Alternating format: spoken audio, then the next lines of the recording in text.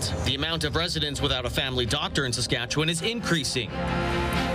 Dewdney Avenue is reopened with construction complete. And sentencing day for a man convicted of manslaughter.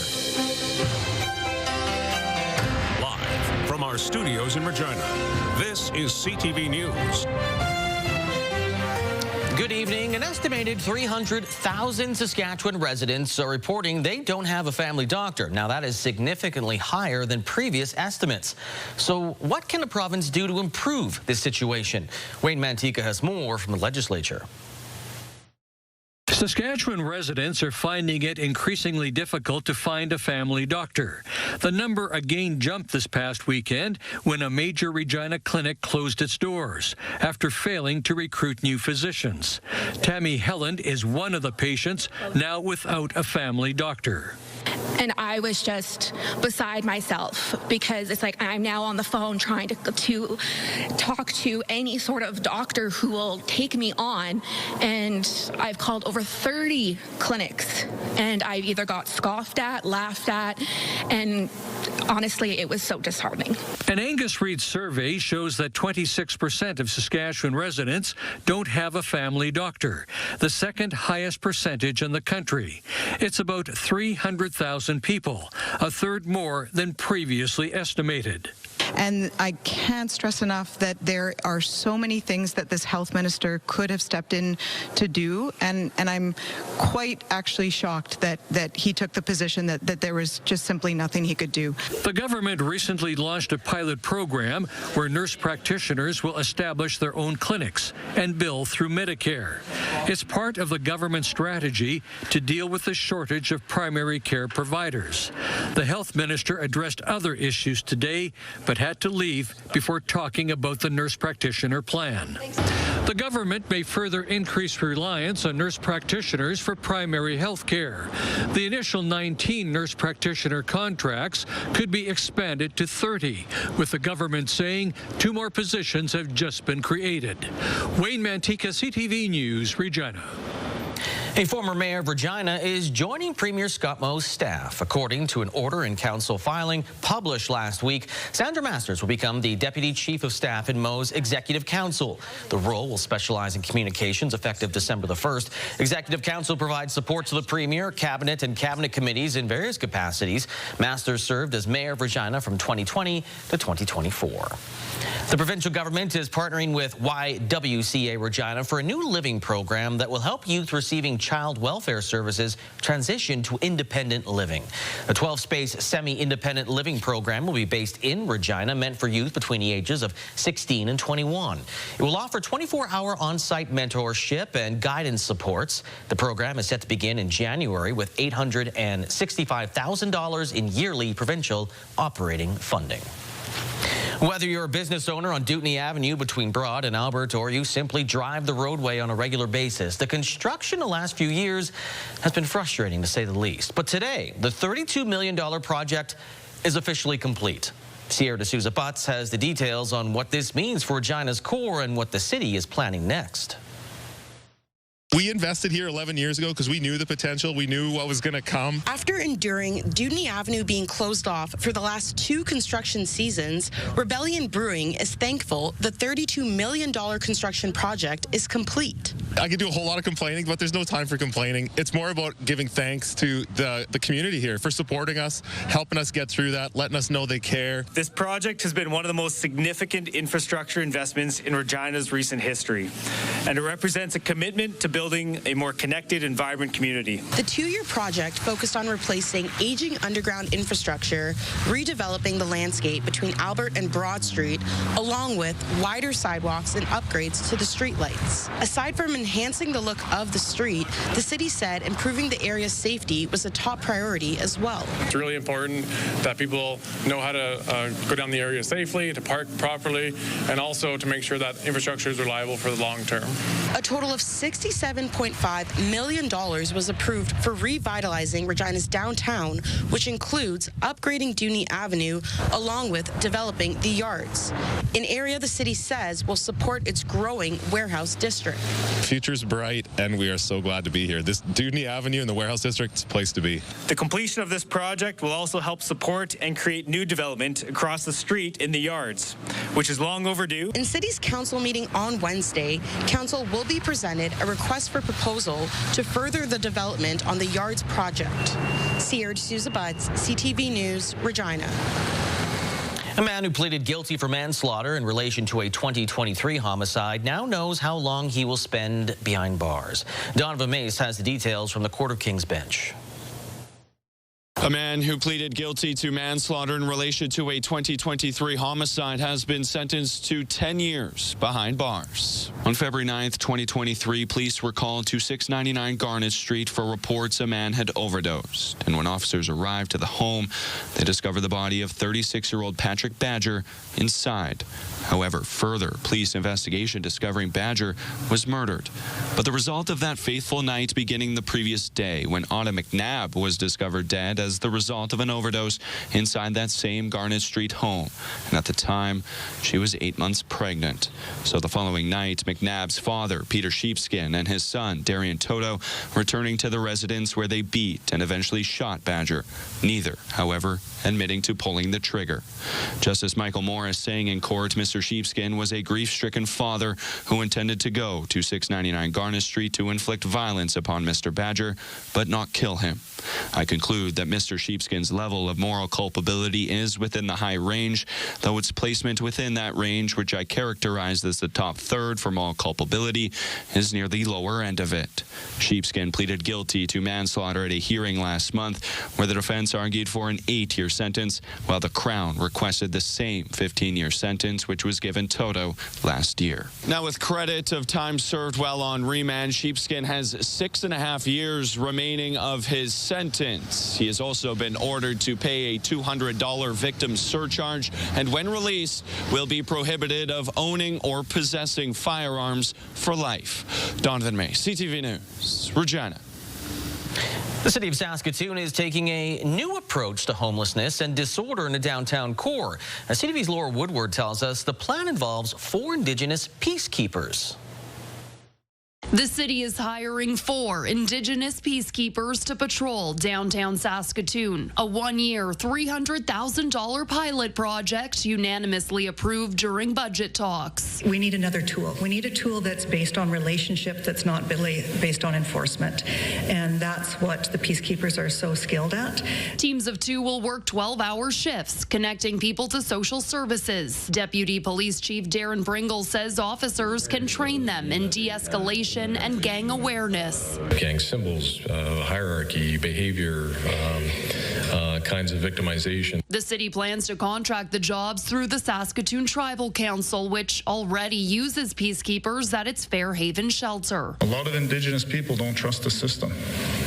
Okay, it's a reality. Councillor Troy Davies, the former paramedic, says cultural connection can quickly calm a tense situation. I can tell you just having one sentence of just speaking Cree to somebody who was First Nations de-escalated a situation. The Downtown Business Improvement District supports the pilot, noting a spike in cases of mischief, intoxication, and panhandling. Quote, the need for a coordinated, culturally grounded, and community-based safety response has never been more critical. The Peacekeeper pilot project is expected to start next year. Laura Woodward, CTV News, Saskatoon. And also in Saskatoon, council committing to having transit police over the next 2 years. So city council voted to add 9 officers, 2 patrol cars during last week's budget deliberations. As part of the 12.5% increase to property taxes over the next 2 years, about $1.6 million will be devoted to this. It comes after a rise in complaints from drivers and reported incidents on buses as the city looks to launch a bus rapid transit service in 2028. When you're seeing weapons, pepper spray, knives, assaults. I'm sorry to be so blunt, but that's what we're talking about here today. These are no longer behavioral issues and convenience issues. We're now dealing with crime on our buses. The plan is to develop the program next year and have transit officers patrolling in early 2027.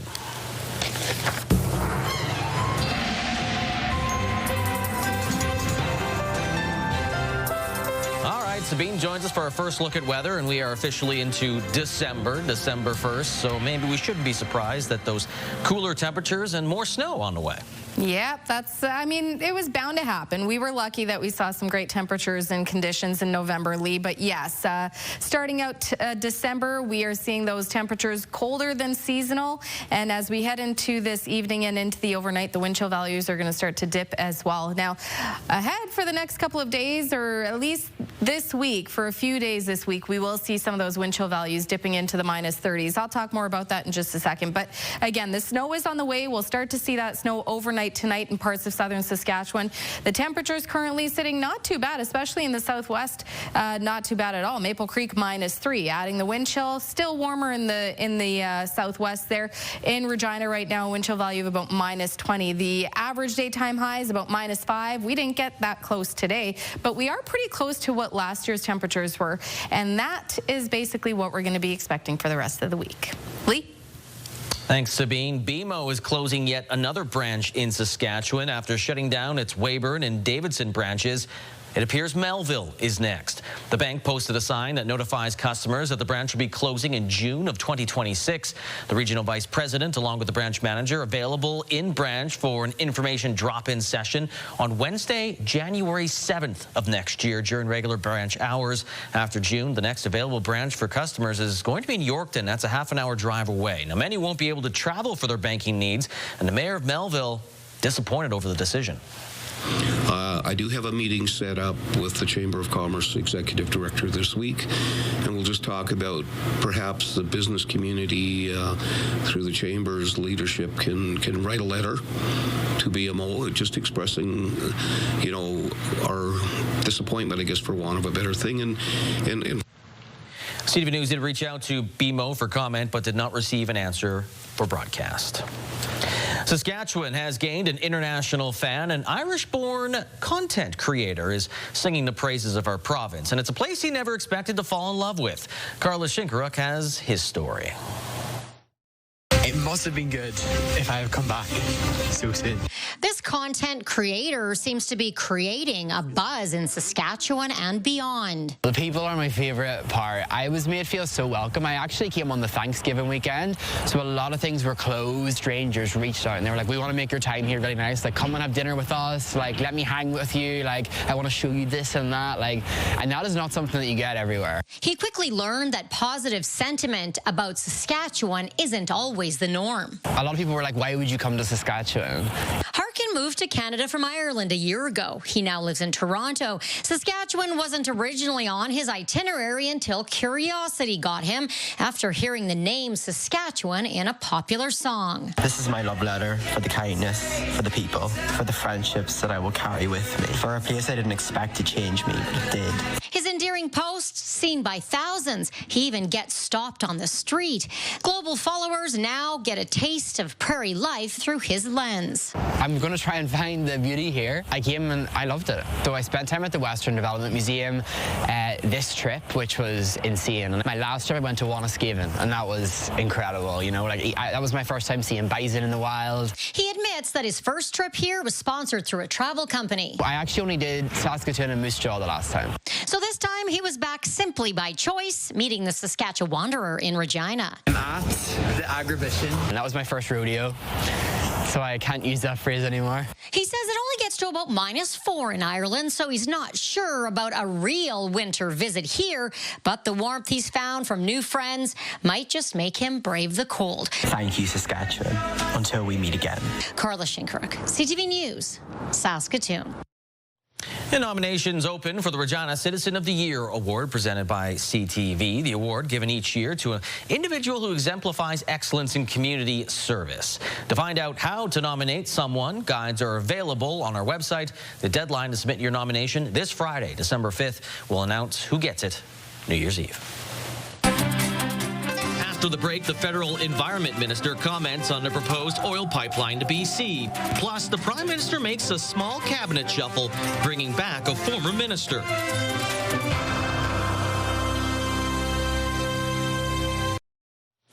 After BC's premier had a change of heart over a proposed oil pipeline from Alberta to the West Coast, the federal environment minister had her say today. Mike LeCouture is more on the next steps to make this project that is supported by Saskatchewan a reality.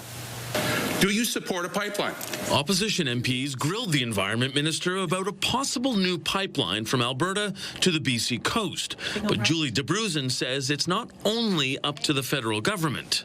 If the provinces and the Indigenous peoples are in agreement, that then there is a pathway to actually make that happen. But I am not what going happen? For a pipeline. But Thank you. While the federal government does have the jurisdiction over interprovincial pipelines, the minister says any project will have to involve all stakeholders. There needs to be agreement from the province of British Columbia and of Indigenous peoples, and we're not going to override the jurisdiction of our provinces, and we're not going to override the rights of Indigenous rights holders. The coastal First Nations are opposed to a pipeline going through their land in northwestern BC, but the route still isn't decided. The former head of Kinder Morgan Canada points out there is another path. And the market should decide where that pipeline ends up. Like, is it Kitimat? Is it Prince Rupert? Is it Vancouver? Do we go back to Vancouver and build another pipe, along the existing Trans Mountain route, which is always an alternative? On CTV's question period, BC Premier David Eby said he'd be willing to talk about a pipeline through his province if the tanker ban remains in place. In a statement, Premier Daniel Smith said, "I will also continue to engage with the Premier on the larger bitumen pipeline project to see what ideas he has on how we can ensure this project can proceed in a manner that benefits both Albertans and British Columbians." And there is some time for that. Alberta has until July 1st to submit its pipeline application to the Federal Major Projects Office. Mike LeCouture, CTV News, Ottawa. Prime Minister Mark Carney did a small shuffle to his cabinet today after Stephen Guilbeault resigned last week over a disagreement in climate policy. Judy Trinh tells us which MP is back in the fold. The Prime Minister has decided to divide Stephen Guilbeault's previous responsibilities between 3 ministers. The biggest surprise was the return of a new old face. Mark Miller is returning to the inner circle after being dropped from cabinet after Mark Carney's election. Miller was a loyal supporter of Justin Trudeau, but has now been appointed Minister of Canadian Culture and Identity, as well as the minister responsible for official languages. It feels great. I am a guy that likes to be busy, and so I was a little restless, but it's nice to get the opportunity to keep on doing some amazing work and contributing to Canada, for the reasons that I got into politics, because I love my country. Current Minister for Transformation of the Public Service and Procurement, Joel Lightbound, takes on the additional role of Quebec Lieutenant. Here's what he said after he was sworn in. I'll just say that I'm honored by the trust bestowed on me by the Prime Minister. It's an important role in federal politics and in Quebec politics, and I look forward to getting to it. Also, the current Minister of the Environment and Climate Change, Julie DeBruzen, takes on the additional role of Minister for Nature. She takes on responsibility for national parks. All 3 ministers involved in this shuffle were first elected in 2015. Judy Trinh, CTV News, Ottawa. New details tonight in the federal government's plan to get ahead of the next wildfire season. As the past few years have shown, natural disasters are becoming more and more frequent. And this is a reality that we all need to confront together, whatever our level of government. Federal ministers were in Winnipeg today to announce more than $250 million will be earmarked to lease firefighting aircraft over the next 4 years. Officials say leasing the aircraft will allow them to be put into service more quickly. It's still not clear how many or what type of aircraft the announcement entails or where they'll be going. The feds say those details will come out of conversations with the provinces and territories to figure out what is most needed. The search of the Brady Road landfill in Winnipeg for the remains of a murdered Indigenous woman started earlier today. Using the same search facility that we used at Prairie Green, which we've relocated to this site. And we have teams of searchers just methodically working through the landfill material. This is the same process that brought Morgan and Mercedes home. Now hopefully we'll bring Ashley home. Ashley Shingoose was killed in March of 2022 by convicted serial killer Jeremy Skabecki. Police believe he dumped her body in a garbage bin and the contents were taken to Brady Road landfill in the city's south end. The search for Shingoose's remains comes months after the remains of two other victims, Morgan Harris and Mercedes Moran, were found at the Prairie Green landfill.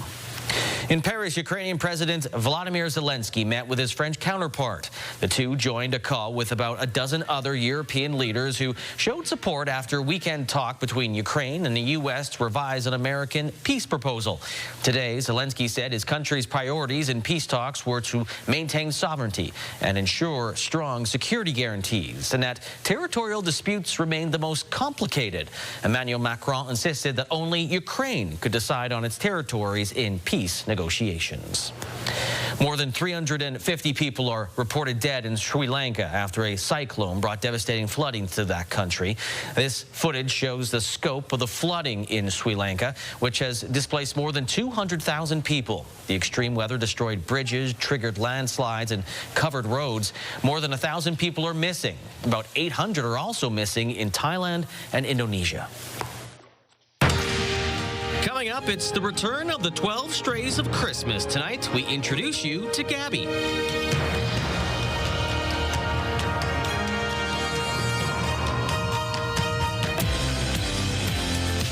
Before you know it, it'll be time to ring those phones. Tuesday on Your Morning Telemiracles Gift of Giving campaign is underway. How you can give back this holiday season.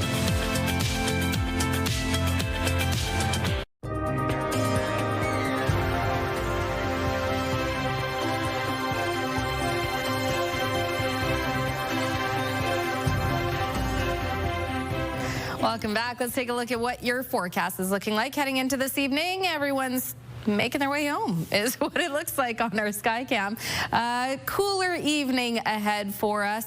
Minus 14 is what we're currently sitting at with the wind chill value of about minus 20 tonight.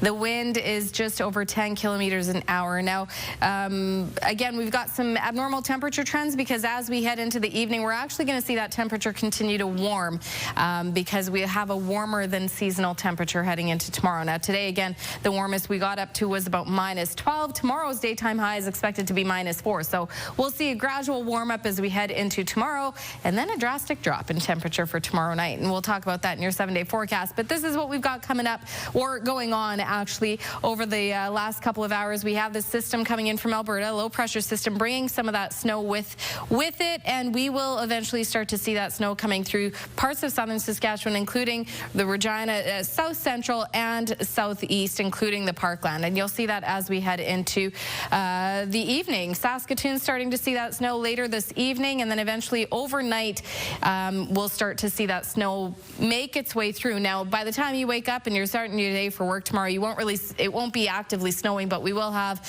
a little bit of snow on the ground, leaving us with mostly cloudy conditions. We will see some more snow, scattered snow, continuing in the southwest there around the Maple Creek Swift Current area as well into Tuesday. And then by Tuesday evening, again, we'll start to see that cloud starting to lift. By Wednesday, it's looking like we're going to see mostly clear conditions for much of southern Saskatchewan.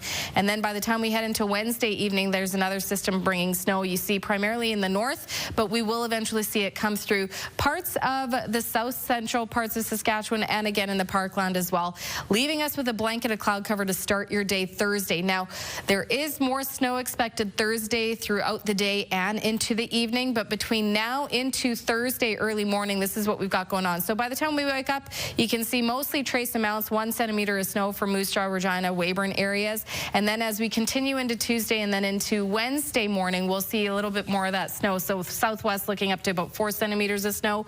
In and around the Regina, Moose Jaw area up to about 3. Estevan, Weyburn up to about 2. And again, just a friendly reminder that these are just Environment and Climate Change Canada's predictions of the snowfall expected. We know that these can change also from where the stations are that they are measured, depending on how flat the ground is and so many other things to take into consideration. But this is roughly what we can expect to see for snowfall totals. And then again, like I said, as we head into Thursday morning, we could expect to see some more snow arrive. I'll have a clearer picture of what we can expect by Thursday heading into tomorrow and Wednesday. Here's a look at our temperatures.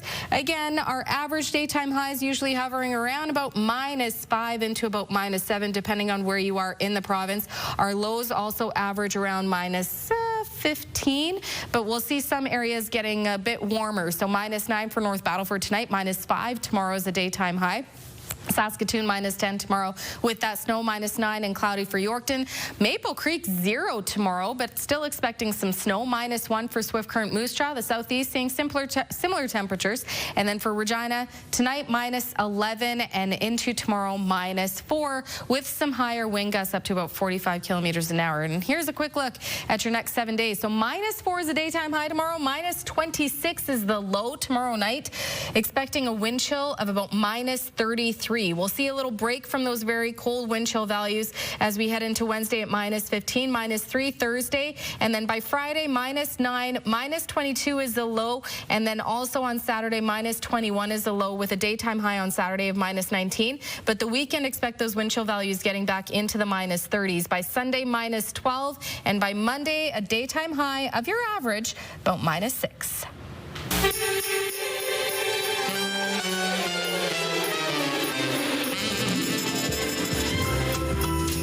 We are back for another year with our 12 Strays of Christmas. It is that time of year, and we're joining with our friends at the Regina Humane Society to see what your options are for those adorable adoptables. Bill's joining us today. Bill, day one, how are you doing?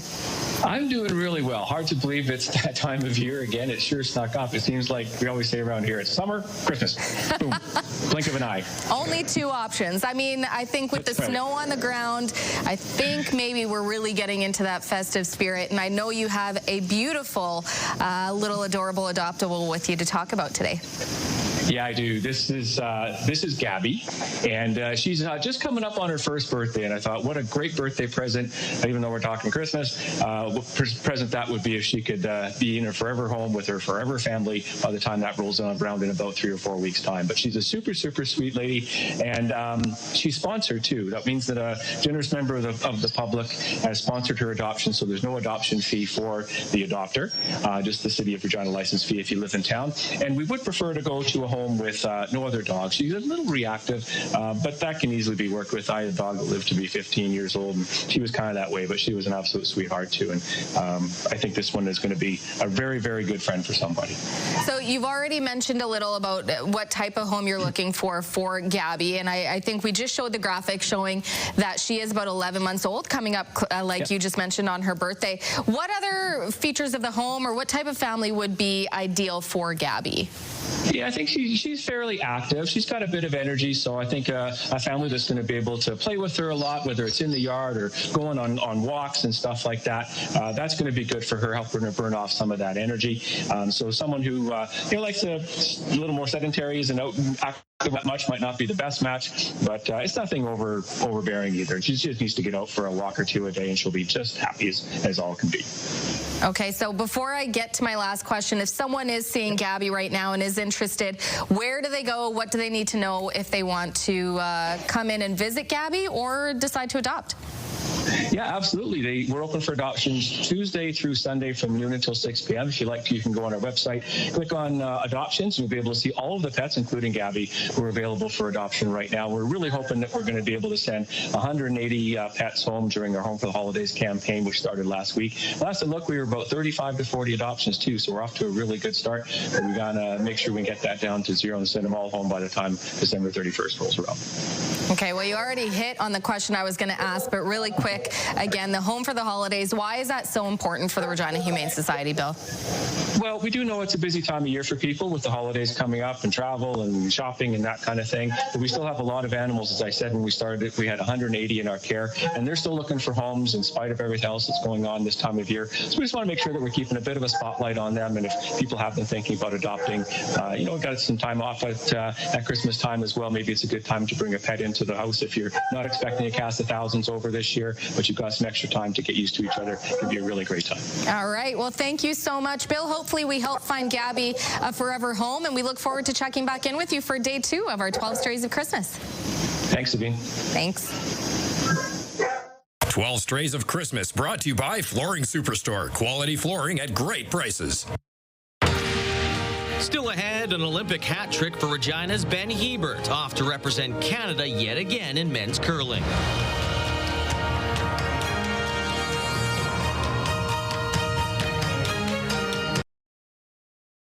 Wardrobe consideration in part by Colin O'Brien Men's Shop. For the third time in his curling career, Regina's Ben Hebert will represent Canada at the Winter Olympic Games. And needs to hit and roll towards the pin. Needs to hit and roll towards the pin. You need to hit, roll to the pin. How's that? And it's off to Italy. Hebert and team Brad Jacobs beat Matt Dunstone in the best-of-3 final at the Canadian Curling Trials. It'll be third Mark Kennedy's fourth trip to the Olympics, the second for skip Brad Jacobs and second Brett Gallant. Meanwhile, Rachel Homan's Ottawa rink will represent the women's side, while Gallant will play with Jacqueline Peterman in mixed doubles. Olympic curling, by the way, starts February 4th with mixed curling. A Saskatchewan figure skater took home a gold medal from the Skate Canada Challenge in Calgary over the weekend.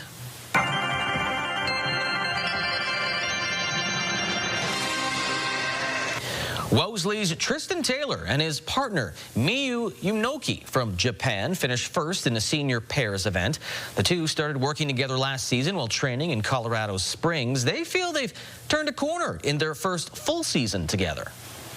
This year we definitely have, just getting a full season behind us and being able to have a full off season. Last year we started competing within 3 months of being together, so having a full off season to work out everything has been really huge for us. The two will compete at the Canadian Skating Championships January 5th to 11th in Gatineau, Quebec. Some local martial arts athletes are heading overseas to compete for an international karate title. Hallie Mandrick has that story.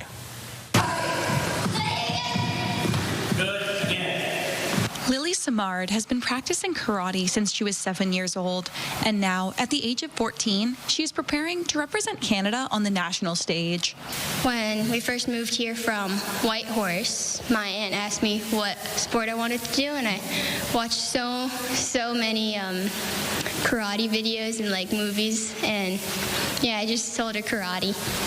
After years of training, Samard is heading to Venice, Italy to represent Team Canada for the World Karate Federation Youth League Championships. According to her sensei, this opportunity is far from just luck. It takes significant preparation and discipline for an athlete to reach this level. We train about 5 days a week, preparing all of our athletes for competition and in technical training inside of the dojo. And then we meet about every 2 weeks as a provincial team and do high-performance karate training. Samard says karate has helped her develop a number of skills which are useful both in the dojo and in life. I've learned a lot of things from karate, mostly respect and discipline, but also how to make, it helped me get talking to people more, making friends easier, and, well, as I said before, you make friends everywhere you go. These teachings are something Burns says he has spent more than 3 decades instilling in his students. The athletes that come learn how to compete, learn how to travel, learn how to get their work done, and learn how to be teammates. And quite frankly, karate's kind of interesting because we're a big family. And that's what's kept me here for so long. Samard added that while she's excited for her first trip outside of Canada, she's keeping her eyes on the prize. I'm going to go in and do my best, but if my goal is to get first point, because that's a really big thing. Hallie Mandrick, CTV News, Saskatoon. Still ahead, competing to make the best innovation for farmers at Agribition.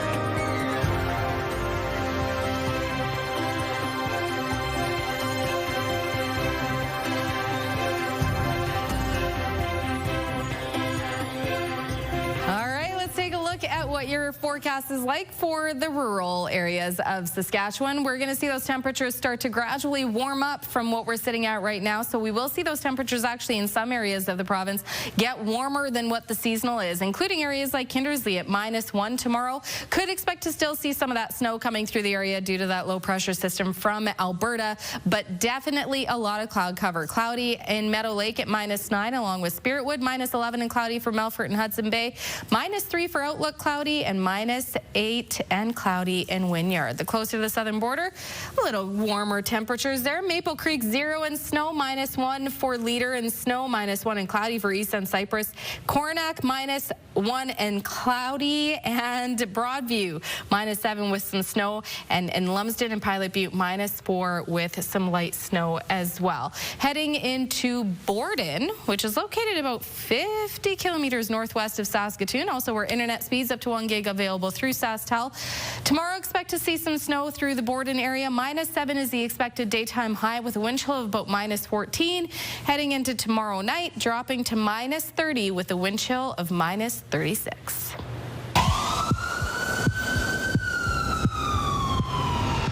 The incident happened on November the 4th, 2025, between the hours of 2:30 a.m. and 2:45 a.m. on a residence on the 3000 block of Regina Avenue. A man entered a household and stole several items before leaving the residence on foot. The suspect is described as a man wearing a black hoodie, gray sweatpants, a brown jacket, and black shoes. I'm Belton Johnson, board member for Regina Crime Stoppers. Did you know Crime Stoppers would pay up to $2,000 cash rewards for information on this or any other serious crime in Regina? Callers do not have to identify themselves. Calls are not traced or recorded. In Regina, Saskatchewan, and Canada, call Crime Stoppers at 1-800-222-TIPS. That's 1-800-222-8477. You can also access our website at www.reginacrimestoppers.ca. Remember, our community suffers when you remain silent. Please report crime. Crime Stoppers is brought to you by Leak Audiology, helping you live well with better hearing. Well, a special celebration for a Saskatoon woman who's celebrating hitting the century mark. CTV's Hallie Mandrick was invited to her 100th birthday party and has more on how Emma Neufeld celebrated. It was a big day for Emma Neufeld, who is celebrating her 100th birthday alongside a number of friends and family who have traveled to Saskatoon to mark the occasion. They have come a long distance at a difficult time of the year. So it's been wonderful, wonderful having them all together. We just shared dinner, and it was really a beautiful thing. In 1928, Neufeld moved to Canada from Poland at the age of 2 after her father found an opportunity to become a farmer near Kindersley. Neufeld has witnessed a lot of change in the province throughout the near century she spent in Saskatchewan. Her children say their mom has taught them many lessons over the years. She's got a lot of temerity. She's nothing that she isn't afraid to take on, and I think that that's probably the biggest lesson that I've learned from her is don't be afraid. You know, there were really true lessons. Mom taught sewing, adult sewing. So I learned to sew from her, and that's held me for many, many years. I learned to sew when I was 8 years old, and I've been going ever since. The Bethany Manor retirement home was full of loved ones who were happy to help Neufeld ring in a century. For the birthday girl, the day has left her feeling very grateful. The good Lord has been very good to me. I'm in good health. I have no pain. I'm sitting here. I haven't a pain in the world. I really enjoy life. So, above that, what can I say? Hallie Mandrick, CTV News, Saskatoon. Well, in the last few days of Canadian Western Agribition, it was a good opportunity for those working in the tech field. As a way to improve and manage the workload for farmers, 3 awards were given out to teams after they presented their pitches to a panel of 3 judges. Penn Rider, which was a group of 6 university students, won $7,000 as Best Business Plan. The idea of Penn Rider was inspired by improving calf health for farmers. It worked out great for us because we actually, with the agribition going on, we were able to go out and for the first time ever, actually in real time, do that market research, connect with real-time customers. As I said in my pitch as well, by the end of our market research, we had 12 customers ready for our solution today. The problems that are being solved by the participants are real-world problems that the producers here at Agribition this week are facing. By the way, sleep was not much of an option as well. The groups got an hour of sleep, but most through the night. ready to present their pitch the next day. A lot of coffee. Hey, with Agribition done, we're bringing back farm markets. Had them at noon. Of course, the noon news disappeared, so here we go. Canola street price. It is at $586.62 per ton. Currently $587.52 per ton. That was the first price was yesterday. Futures price is currently $660.90 per ton. Went down from yesterday.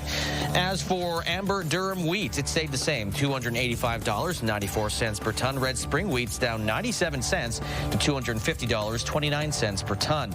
And feed barley stays the same, $213.59 per ton. Flax to $626.04 per ton. As for those stock markets, TSX down 281 points. Dow Jones down 427 points.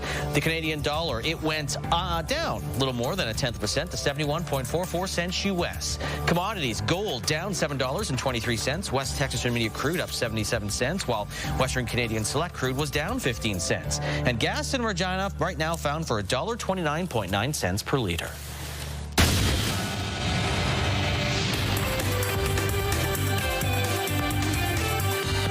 The announcement affects about 40% of the company's staff. Steel sales to the U.S. have plummeted since Washington put a 50% markup on Canadian steel. Algoma reported an almost $90 million expense related to tariffs in its third quarter. The company has been given an emergency loan of $500 million from the Ottawa and Ontario governments as it tries to find new markets for its product. The trade uncertainty is still weighing on Canada's manufacturing sector. A key index that measures manufacturing activity hit 48.4 in November. That's down from October, and a reading under 50 indicates contraction. The index has been under that for 10 months. Retailers continue to rake it in after Black Friday. A new report by Salesforce finds online sales rose 9% on the weekend from a year ago. The average discount rate was 30%. Sales on Black Friday itself were up 7% year over year. Those are your business headlines. I'm Marilla Fernandez.